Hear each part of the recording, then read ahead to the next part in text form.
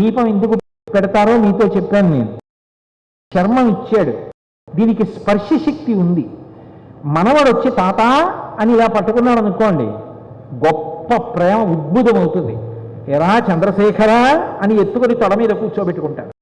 మనవడు ముట్టుకున్నప్పుడు ఒక తృప్తి. మా నాన్నగారు నా భుజం మీద చెయ్యి వేశారనుకోండి, ఒక గొప్ప సంతోషం. మా అమ్మ నా చెయ్యి పట్టుకుందనుకోండి, గొప్ప సంతోషం. మా గురువు గారు వచ్చి ఎరా కోటేశ్వరరావు అని ఇలా భుజం మీద తట్టి పిలిచారనుకోండి, ఒక పులకరింత. స్పర్శ ఒక్కొక్కరిది తగిలినప్పుడు ఒక్కొక్క అనుభూతి. ఈశ్వర, నాకు శరీరం అంతా, చర్మం అంతటా ఈ స్పర్శ శక్తినిచ్చావు. ఒక్కొక్కరు ముట్టుకున్నప్పుడు ఒక్కొక్క అనుభూతి, ఒక్కొక్క సంతోషాన్ని పొందుతున్నాను. నీకు నేను కృతజ్ఞత చెప్పాలనుకుంటున్నాను. అందుకని చందనాన్ని అనులేపనం చేస్తాడు, గంధం రాస్తారు.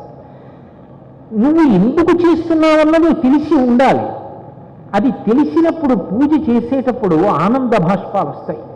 ఈశ్వరుడి యొక్క ఉపకారము స్మరణలోకి వస్తుంది, అది మననమవుతుంది. అప్పుడు ప్రత్యుపకారంగా, కృతజ్ఞతగా, ఆయనకి ప్రత్యుపకారం చేయలేము, కృతజ్ఞతగా ఉపచారం చేస్తారు. పంచోపచారములు కనీసంలో కనీసం అందుకొచ్చాయి. ఇక చతుషష్ట్యుపచారాఢ్యా దగ్గరికి వెడితే, ఆయన నాకు కారు ఇచ్చాడు, ఆయన నాకు పెద్ద ఇల్లు ఇచ్చాడు, ఆయన నాకు 50 పంచెలు ఇచ్చాడు, 30 లాల్చీలు ఇచ్చాడు. వీటన్నిటికీ కూడా నేను ఆయనకి కృతజ్ఞత చెప్పాలిగా. అందుకే అన్ని ఉపచారములు వచ్చాయి ఈశ్వరుడి విషయంలో. నువ్వు స్మరించగలిగితే ప్రతి క్షణం భగవంతుని యొక్క ఉపకారము నీకు కన్నులకు కనపడుతూనే ఉంటుంది.